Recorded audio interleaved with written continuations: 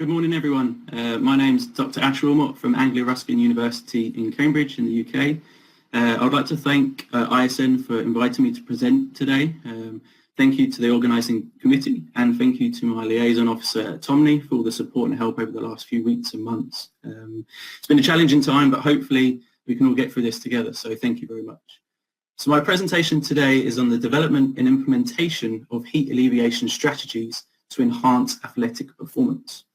Now, this will be very highly appropriate for upcoming Olympic Games and Paralympic Games, but also to the researchers, academics, private practitioners, coaches, and the athletes themselves. So they'll range from some in-depth physiology, but also some applied application. So just to jump in, the aims of the presentation are to explore past and current literature relating to heat acclimation, to assess the physiological, perceptual and performance adaptations from heat acclimation, and also look at the practical strategies to alleviate heat stress and then enhance performance.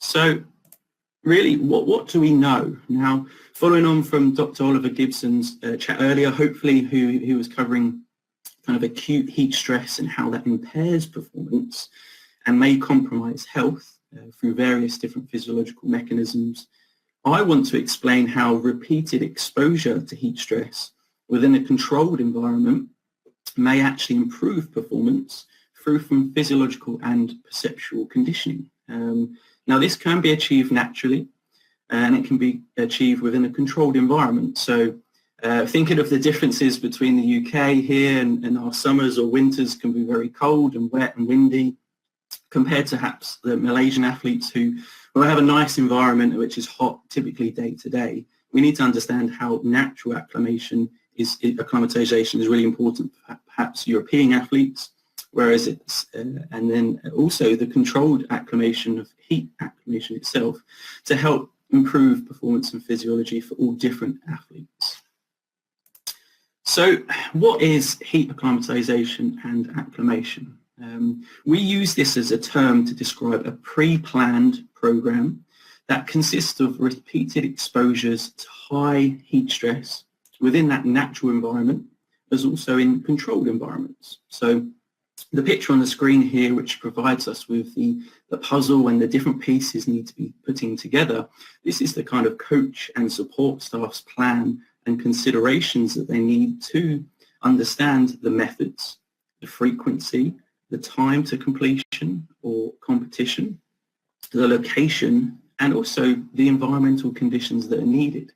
And this is really what we're going to be covering in the next few slides to understand how we can put those pieces of the puzzle together to help us improve performance, reduce the risk of injury or illness, and also then improve our physiology. So to take us back maybe a few steps to what is the history of heat acclimation, I just wanted to put this slide in to show you that it's not a new concept. Back in the 1920s, a physician in the South African gold mines was tasked to improve heat tolerance within the miners as they saw an increasing in heat stroke within them. And he was tasked to then screen these miners, prescribe heat acclimation that was between 7 to kind of 14 days, of which then showed that we have an improved tolerance within the miners, and that can equal more mining, so more output, and improving in tolerance or exercise and working to ultimately improve output of the mining itself.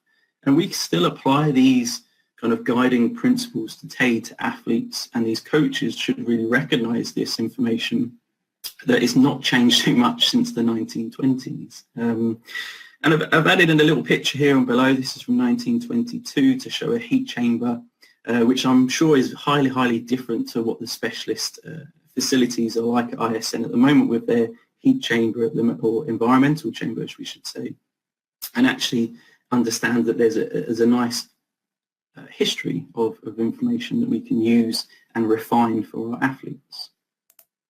So our current knowledge of heat acclimation 100 years on, it hasn't actually changed too much. We are exposed to heat stress. We get hot and we sweat. we should adapt if it's repeated, and then hopefully we should perform better than what we have done before. Now, that seems very a simplistic view, but we need to then understand that actually if we do a quick Google Scholar search and we can see that there's only over 12,000 journal articles related to heat acclimation. So there's still questions that we don't know. There's still research that we would like to understand. And I'm going to hopefully provide with you some fundamentals of heat acclimation, understand what are the best methods, and then how we can apply this in our own practice going forward, perhaps. So the fundamentals. Now, this might be a take-home message, which you're thinking, okay, we're only a few slides in, and actually we're talking about take-home messages already, but I really want to try and provide you the importance of this, of what an athlete should really do. So during heat acclimation, we need to increase skin temperature and we need to increase core temperature. And these are typically done by having a high ambient condition, so around about 35 to 40 degrees Celsius. And during exercise, because that helps, as we know, increase our core temperature faster than if we're passive. So with a high core temperature, we need to induce some profuse sweating, and this will also help us increase our skin blood flow. So it's really trying to have that thermoregulatory strain here that we're after to really then get used to over the period of time, which will then allow us to have some adaptations. The time that we should be exercising for is typically between 60 and 90 minutes per exposure. That's because we've seen research that's perhaps less than this provides with us with a suboptimal adaptation or perhaps no adaptations in itself. And the time scale, we should be thinking of between something of 5 days plus, ideally longer, and these can be completed either once a day, twice a day, if recovery methods allow that, over either consecutive days or also intermittent days. So it's kind of a pick and mix approach when we come to the duration and the frequency, but we should know that the physiological stimulus should be increasing core, and that should be progressive as we go throughout the protocol. So heat acclimation methods. Now there's a nice paper by Perriard and Rastanas, and this is kept on being refined in the 2020 book. Provides with this kind of 5 methods of heat acclimation. And if we just hover over a few of these here, we might want to look at perhaps our constant work rate. So the second one in from the left. And this is a really good method for using in team sports, perhaps, where we can all be in a gymnasium or a heat chamber with our watt bikes, and we set it to 1 intensity and we continue at that intensity for the whole session. And that might be something such as 50% of our VO2 max. So it's nice, easy to prescribe, and there's a lot of the team in the environmental chamber or outside perhaps within that situation. We can also have our controlled hypothermia methods, and this is typically now regarded as our gold standard, of which is actually typically in the environmental chamber itself because it requires some close monitoring of core temperature. But the method essentially is where we increase our core temperature somewhere in the region of 38.5 degrees Celsius, and then we maintain this for as long as we can through either intermittent exercise and passive rest. And we typically see this indoors in around about 40 degrees Celsius and around about 40% humidity. Finally, there's some passive heating, of which we can train cool and maybe bathe hot. And that's quite a nice tagline here, that we consider that it has less disruption to training, and then afterwards we can bathe in a hot bath or sauna and increase our core temperature as well and maintain that for a period of time. So the question on the right hand side is, which method is perhaps the best? Well, actually, there's all positives and negatives for each one. And we're going to come on some considerations in a minute just to explain of why perhaps you might want to take one approach versus another. So as I mentioned, there's some positives, and if we pick the constant work rate, it's very easy to prescribe, which is good. a coach or a member of support staff can prescribe this intensity, monitor it quite easily, and have a whole team together. However, they do typically see that we have suboptimal adaptations if we use this constant work rate or fixed intensity. And the reason for that is because there's no progressive strain. So as we adapt to heat stress over a period of time, we typically need a greater physiological stimulus to improve our physiology even further. As we train as athletes, and we won't always stick to the same guiding, perhaps, training program, because we always want to progress this over that period of time, whether that's in a week or a month or over a few years leading up to the Olympic Games. We always have that physiological stimulus. So this should really be applied the same practice as heat acclimation.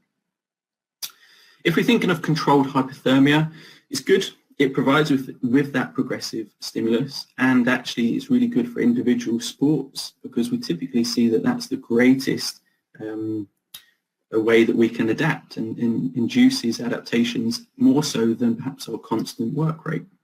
However, then there is limitations and negatives of this method, of which include invasive equipment. Perhaps we need to monitor core temperature very closely, and that may be through rectal thermistors or pills. And we know that this comes with a degree of uncomfort or logistical challenges, as well as then the cost implication of pills. As we know, they might be in the region of perhaps $30 to $40, if not more. So that requires some continual monitoring, which is the reason for them we typically have a 3-to-1 athlete-staff ratio. The passive heating, for instance, again, there's little additional training load, which is good, and it's good for team sports as well as individual sports. However, we need to understand the reason for the bathing is actually it doesn't provide us with much effectiveness versus the exercise methods. We don't understand or familiarize ourselves to heat stress whilst we're exercising when actually we're just sitting in the bath passively. Another perhaps limitation of this method is that it depends on how many baths are available. If we've got a squad of 15 to 20 hockey players, for instance, and we've only got 1 or 2 baths, this method may not be appropriate and we might have to find alternate means. So there are positives and there are negatives to each one, and it will come down to the coach, the athlete, the support staff, and their available logistics and cost implications. But I just really wanted to provide a nice overview of what we can do and what we can administer and prescribe, and how that can fit into your own personal sport or practice. So take-home message, again, which you might see this as a continual theme every few slides, is we need to consider the individual. And that's a real key message you'll see coming out, and I'll be teasing out for each slide, is that we need to understand the individual's sporting demands, the day-to-day routine, the logistics and cost implications, the available equipment, and also we need to think about the competition demands and what environmental conditions these will be in and what adaptations are therefore required. If we're going to be running a marathon or if we're going to be running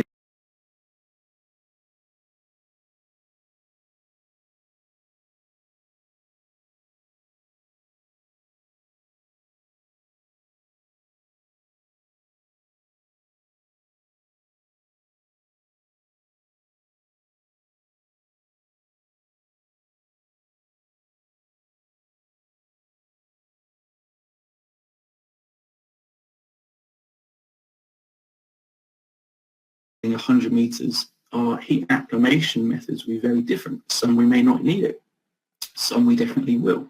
Some we need exercise protocols, and some we may just need passive.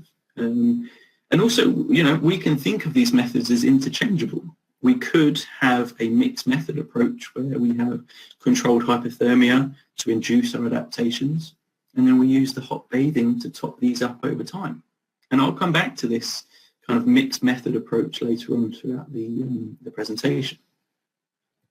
So the question to you, I guess, is do we consider any of these? Have we considered heat acclimation? And do you consider any of these individual characteristics that are needed? And if so, good. If not, perhaps that's something we need to focus on if wanting to implement heat acclimation to alleviate heat stress and improve that performance during our own international or national competitions. So what heat adaptations occur? Now, yes, it's a very colourful image here, and this is from one of our recent review papers led by Dr. Oliver Gibson. And really to take it one step back is, what's the aim? What is the aim of these heat adaptations? And we can see the outcomes of, on the bottom right-hand side here, that we want to lower our physiological and perceptual strain. We know, and the presentation before would have prescribed these and shown that how that strain can impair our performance and perhaps reduce or increase maybe our risk of illness. We want to enhance our athletic performance, and also we want to reduce that risk of heat-related illness there as well. So we have our three aims. Now, if we go from the top right-hand side of perhaps our cardiovascular adaptations, we can see a nice reduction in resting heart rate and also in our resting exercise heart rate, reductions in resting heart rate, sorry. We can also see a reduction in our resting core temperature as well as our exercising core temperature. If we follow down to the bottom left-hand side, an adaptation as well is our increase in whole body sweat loss, and increasing our sweat sensitivity. So we may sweat earlier, we may sweat more, and also we have a reduction perhaps in our sweat sodium concentration that will then allow us to improve our evaporative cooling capacity. If we move around a little bit further, we can see that we have an increase in perhaps heat shock proteins and a reduction in our gastrointestinal distress, of which that can then help to reduce risk of heat illness. If we move up a little bit further to the icon of the brain perhaps, we can reduce our thermal comfort so that we feel better. We can improve that. We feel better in the heat. We don't feel as hot. We don't find the exercise as hard. We don't have an increased sensation of fatigue perhaps. So we feel better, perceptually. If we move up a little bit further, and we can see then we can improve our determinants of performance, and that might be something from our VO2 max or our lactate threshold. And one step above that is we can then hopefully improve our endurance performance, so that's such as time to exhaustion or time trial performance, as well as our intermittent sprint performance. So these will help with team sport games. And the final one in here, which I should have alluded to earlier when we think of cardiovascular, we can also increase our blood volume through this plasma volume expansion, and that will go hand in hand with improving our cardiovascular stability. So this is a nice overview of heat adaptations, and there's a whole host of adaptations that we typically see after heat acclimation that is effective. And we can use these to evaluate the effectiveness of our interventions. And something I'm a real big advocate of is understanding what normative data is. So I've highlighted a few adaptations here of what we'd typically expect. And if we start with the resting or exercising heart rate, we might see something in the region of -5 to 15 beats per minute. We may see a resting or exercising core temperature drop at -0.1 to -0.5 degrees Celsius. We may see our performance improve by somewhere between 2 and 50%, depending on the demands of that sport.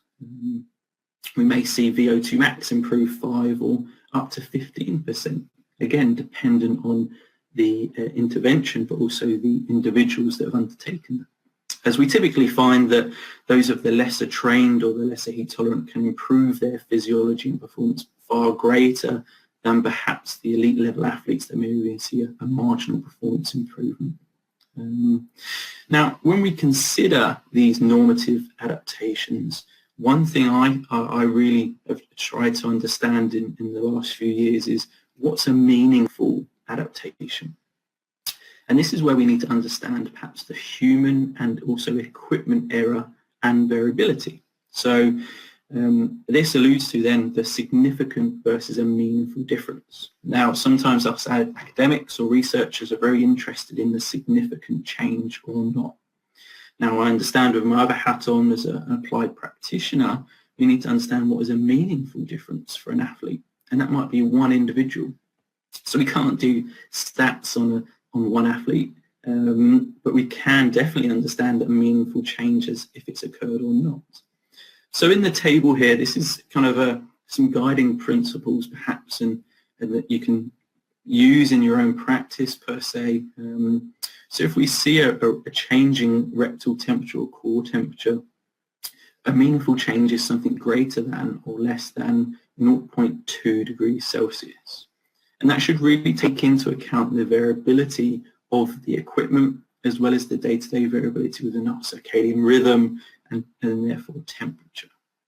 If we scroll down perhaps into looking at sweat rate, we may see that a meaningful change in sweat rate is anything greater than or less than 0.2 litres an hour, so 200 millilitres.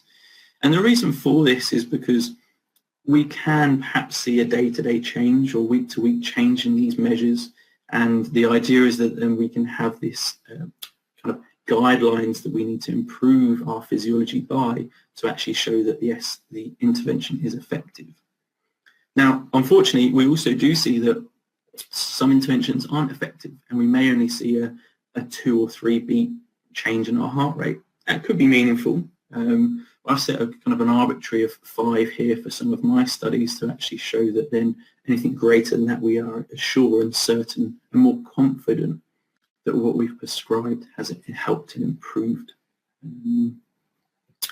Okay, so the time course of adaptations. We have looked at adaptations. We want to now see the time course. And on the bottom 3 pillars there, we can see less than 7 days, and that's short-term heat acclimation, so STHA. We have a time course of medium-term heat acclimation between somewhere 8 to 14 days. And we have long-term heat acclimation in green there, anything above 15 days. So although we have various different methods, our time course falls into one of 3 categories: short, medium, or long-term. And this nice figure here provides us with an indication of, on the x-axis is our days of heat acclimation, and on the y-axis is our adaptations of percentage of day 1. So effectively, the lines are just showing the percentage change, and that is from day 1 of resting or exercising measures. The key thing I would like to just highlight in this one is if we follow the grey line, which is our sweat rate, so the grey line typically in the middle, we can see that perhaps after 7 days or short term, it's improved by say 5%. So it's gone from 100 up to 105, so increased by 5%. Now that increase continues as we get up to medium term, where it hits the red line on day 14, around about 15%. So we can see there's a 10% increase from our short term to medium term, and typically if we were to continue to long term, this would carry on and continue to increase. Now yes, this does go hand in hand with other adaptations such as our plasma volume to improve then our overall blood volume, as well as our heart rate and core temperature. But the idea here is to understand that we have different time courses adaptations and how long adaptations typically take to occur. Because if we look on the bottom red line, which is heart rate, we can actually see after 7 days, the majority of adaptations has occurred.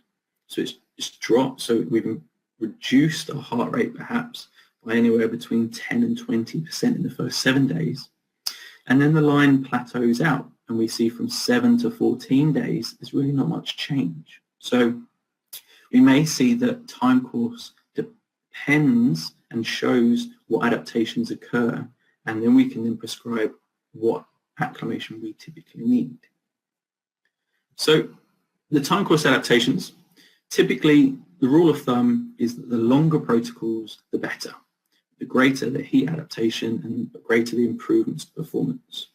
And although I explained and showed that perhaps heart rate improves by around 75% in the first 7 days, we shouldn't really rely on this. The idea is that a lot of people rely on short term as a quick fix or an unplanned quick strategy that will get a quick win. Now, it doesn't always work, and that's really important that we understand heat acclimation as a pre-planned program, that we put a lot of effort and we make this a priority and not just a second guess.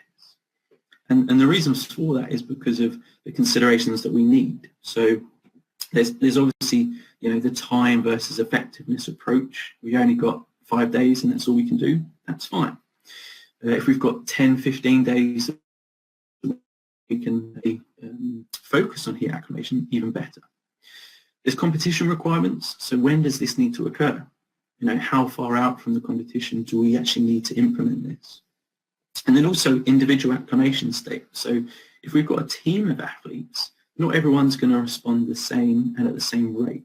And that's really important. We understand that as more of an educational tool perhaps for the coaches among us. So adaptations. I'm going to quickly focus on the next couple of slides about what actually happens.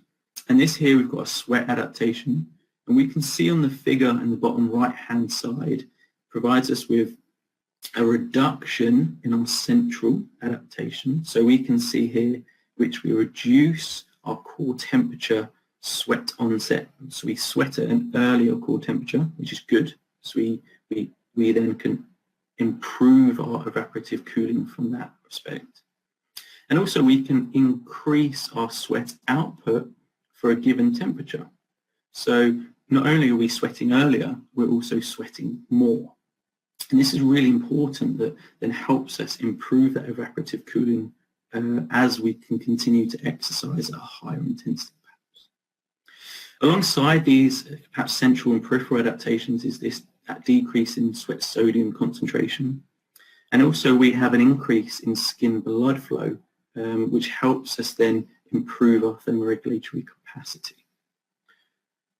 If we move to perhaps our cardiovascular adaptations, we have an increase in blood volume, an increase in cardiovascular stability, and this typically comes from our plasma volume expansion. And as we can see here on the bottom right-hand corner, the one with the green arrow, there's our decreasing in resting heart rate from perhaps day 1 or exercise heart rate to day 11. So we have a decrease in heart rate at rest and exercise. And this is typically paired with an increase in plasma volume expansion. And we can see this negative perhaps relationship here of our correlation between reductions in heart rate and also changes in plasma volume. So we can see on the x-axis on the figure on the right-hand side, we have a change in plasma volume, which is good, so an increase. And we can choose one there anywhere between, say, 20% if we wanted to.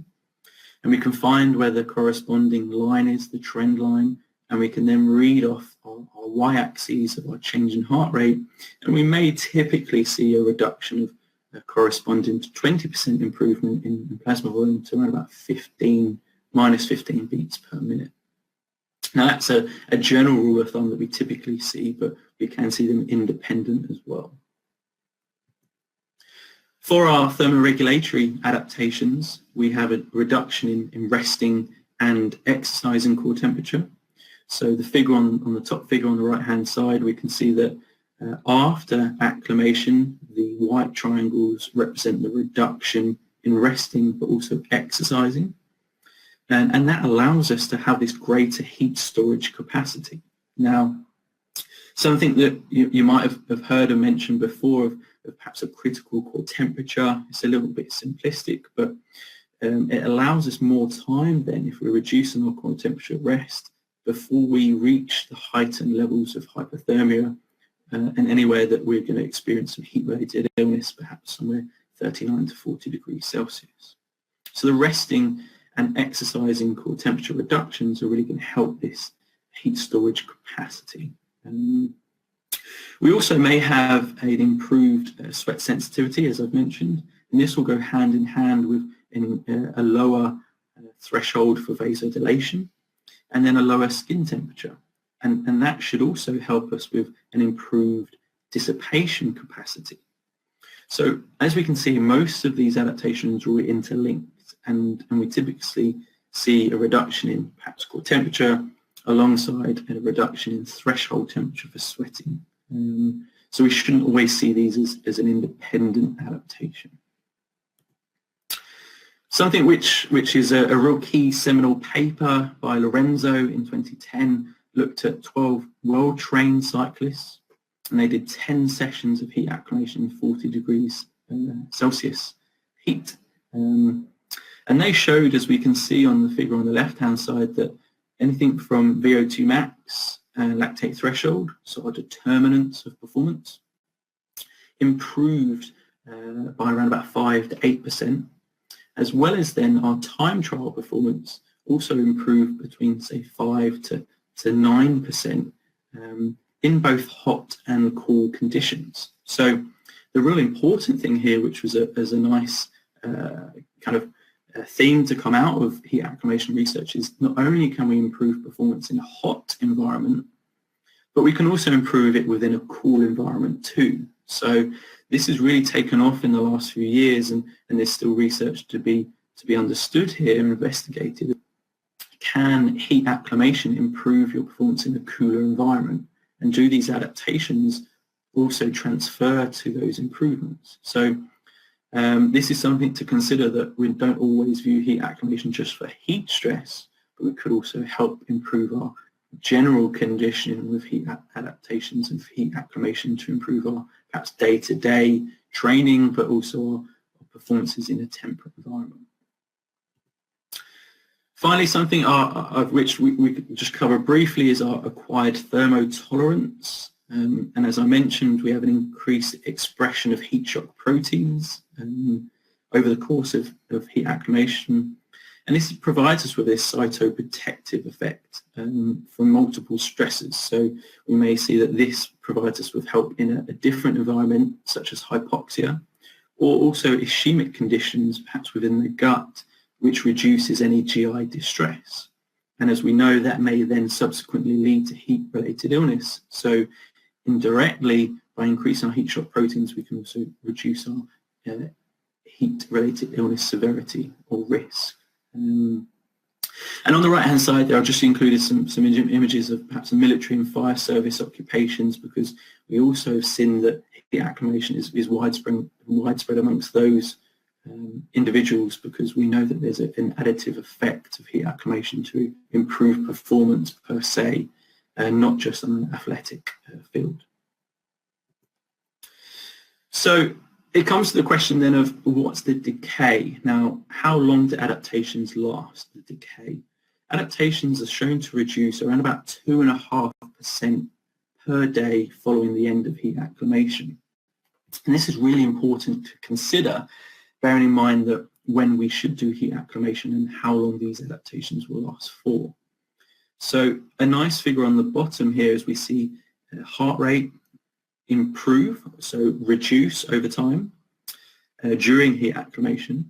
And then when we have a period of time or decay without adaptation or heat stimulus, we can then see that perhaps it reverts back and we lose some of these adaptations. However, the good thing is that we can re-induct these adaptations with a faster rate using perhaps some top-up sessions or re-acclimation. And this is really important, considering that before we go to international events or athletic events in different environments around the world, that perhaps we can do heat acclimation before we get there, or before 3-4 months before the event, and then do subsequent top-up sessions just before. So then we don't disrupt our perhaps tapering strategies. And I'd just like to show you this in terms of how we implement heat acclimation. So one of these on the top left-hand side, we could do two weeks during our tapering before we arrive in, say, Tokyo, and then we compete. Or we might want to do 2 weeks when we actually arrive and arrive early in Tokyo, and then provide us with some heat acclimatization. We also could do some 4 months out, perhaps, to a solid block of long-term heat acclimation, and then slowly but surely provide us with some maintenance and top-up sessions as we get closer to the games to reinduce those adaptations and ensure that we are there and ready to prepare effectively. So the question is best practice. We've talked a bit about kind of the best practice and the way that we should heat acclimate and methods that we can choose. However, we know that in reality these are very different, and the figure on the right hand side is really just to show you that the individual is the one that matters. And in reality, yes, they may not be able to do every day for 14 days because it disrupts training, that's fine. However, we actually then need to understand what else we can do for that. And the reason for this is because we have seen in the past some limitations. There are limitations of heat acclimation, and that's fine. There's some reported stats to say that before the IAAF World Championships in Beijing, when it was forecast to be hot and humid, and that they would expect to impair our performance, only 15% of the 1,000-odd athletes who were surveyed did any heat acclimation. Now, there may be numerous reasons for this. However, there's a few limitations that I've listed that we typically hear from athletes of that it's expensive, or it's logistically challenging, or there's unknown benefits to coaches and practitioners, and it may disrupt our training. So we need to understand perhaps and educate and maybe refine or rethink heat acclimation to fit and suit athletes' needs. And that's why some of my research in the last few years, and currently we're rethinking heat acclimation, such as these active sauna suits, which provide us with a physiological strain, but are cheap, may not be as effective, but at least there's some benefit here. And looking at these perhaps more portable saunas or bathing or sauna effects after training as used as top-up or maintenance sessions. And this can really help as we consider or perhaps correct the practical implications that the athletes suffer or the logistical problems that we may encounter. And again, there's a cost and training disruption challenges as well that we need to overcome. So this is where we're trying to look for more research to understand how we can improve heat tolerance or heat adaptations, but by also understanding that the training interventions and the training day-to-day may be disrupted. So the final few slides here are just going to look at some individual responses and some other key considerations. I won't go through all of these, but there's just a snapshot here of we need to consider perhaps the sex of the athletes, and that we need to understand that perhaps females may require some additional heat stress during heat acclimation, such as medium-term timescales, as opposed to perhaps males, because there's difference in their perhaps kinetics in adaptations. The fifth point down of heat acclimation history here shows us that those who have already undertaken heat acclimation will actually improve and rapidly acclimate when they re-acclimate or reinduce the adaptations later on. So key take-home message here is perhaps that we can plan early and then top up later. And then the final one, really, we can look at immune status, perhaps that immune function at the moment doesn't appear to be compromised, but it may also, acclimation may protect us from future exertional heat illnesses. And really, I'm a big advocate of this in terms of educating practitioners and athletes. And if we see on the left-hand side, there's a nice presentation which I'm giving now, and maybe we can take some golden nuggets of information. On the bottom right-hand side, we produce research papers. Hopefully, some people read them and understand them. But it's about how we then disseminate this knowledge. And the middle image here of the figure, we can see that I try to risk stratify. So I screen athletes, see where they are placed on this high, medium, or let's say moderate or low risk of heat illness, and then how then that can help tailor their individual training plans. And on the right-hand side, we have this perhaps Beat the Heat ebooks or any e-information, webinars, podcasts, and so on, which we then can provide athletes and coaches with the information related to heat illnesses. What is a heat illness? What are the signs and symptoms? We need to inform and educate those on perhaps nutritional training and strategies or cooling strategies. So a take-home message really here is that education and dissemination of knowledge is really needed amongst practitioners, coaches and athletes, and that this can filter from a simple presentation to a screening of them in the heat chamber, but also to providing them with some perhaps information that they can have on their phones that's readily available. And really this is what I've used in perhaps some of the athletes that I've worked with, is hopefully that we screen them on day one, and following 10 or 14 days, we can see then the reduction in their sensitivity, which ultimately reduces their risk of illness. So education here for me is a key factor. Okay, and moving on for the last kind of couple of minutes now is we're looking at an applied approach which some of my researchers looked for the marathon to SARB. So we had eight athletes come in, 8 endurance athletes come in, and they could only do 4 days of heat acclimation, and that's all that they could do before they left. And we understood their limitations. We got them running on the treadmill at their race pace to understand their individual responses with all their equipment on, as we can see on the left-hand side. So they wore their gaiters, they wore their backpacks and sleeping arrangements and equipment.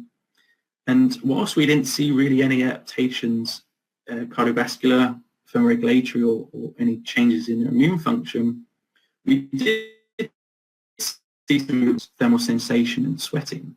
However, the most important thing that we saw is that of the 8 athletes, 7 of them completed the race, no risk and no injury, no illness is reported.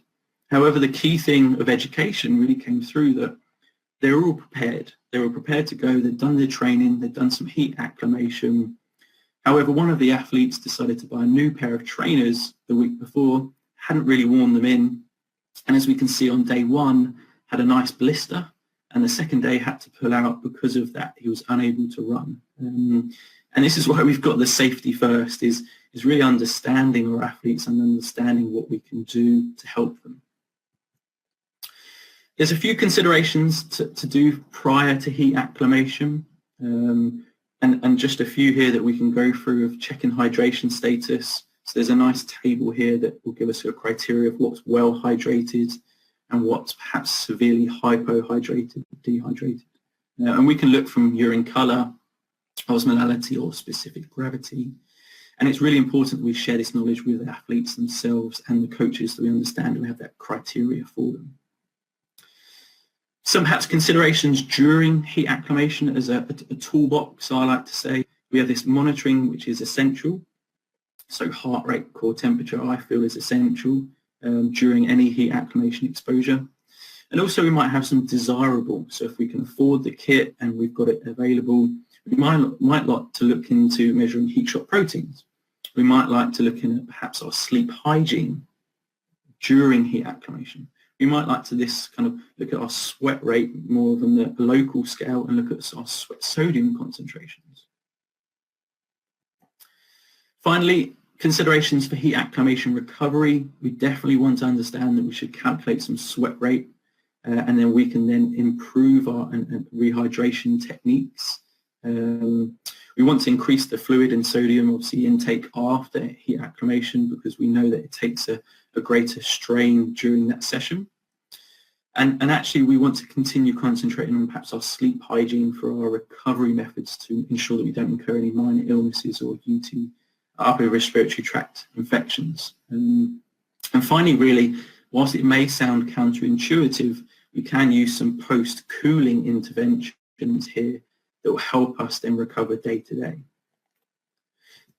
So finally, the final few slides here, I know I'm nearly running over time, but just wanted to provide you with that Beat the Heat kit and as perhaps our cool kit for the day. There's various strategies that we can use either before and during exercise, of which we call pre and per cooling. So we have perhaps ice vests, ice slurries, fans, or even gel insoles for our feet that can help us cool down. And we typically see that the potency or the effectiveness of pre-cooling before exercise is better when we use the multi-mix method approach. So the vest, the ice towel, and the ice slurry versus perhaps our ice vest alone. And that's where this most effective approach will come in, and this is pre-cooling. Now, during exercise, we can also use per-cooling. And again, the most effective here on the left-hand side, we can see that the ice slurries and water ingestion is far better than perhaps ice packs or menthol. And whilst this is just a quick snapshot of the cooling methods, it's really important we understand the effectiveness of them. And there was a really nice study led by Dr. Carl James, even at ISN, who has shown that the benefits of heat acclimation and pre-cooling combined provide us with this 7% performance improvement in a 5K run in heat stress versus heat acclimation or pre-cooling alone.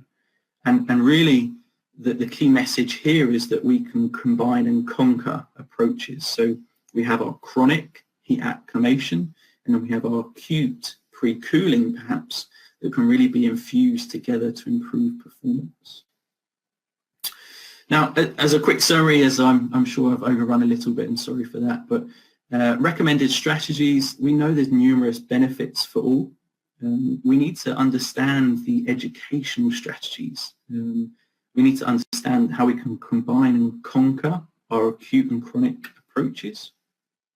And also we need to allow athletes to experience the competition requirements and acclimate specifically. And similar to how the individual that didn't wear his routine trainers in the desert, we need to allow athletes to prepare effectively using the pre-cooling methods, as each individual have their own preference. And really finally for me, I am a big advocate of individualizing heat alleviation strategies based not only on the athlete, but also on the competition and training demands, and then utilize education and screening tools as well as up-to-date technology to really have a holistic approach to this. Thank you very much for inviting me to talk today, and thank you hopefully for listening all the way through. Again, thanks very much to ISN, the organising committee, and my liaison officer, Tommy, for all the help that he's provided. Also like to thank the Environmental Extremes Lab based in Brighton, at the University of Brighton, for where I did my PhD and the majority of my heat acclimation research. Thank you very much for your time, and I look forward to hopefully hearing from you soon and working with you if you like any more help ahead of Tokyo 2021. Thank you very much.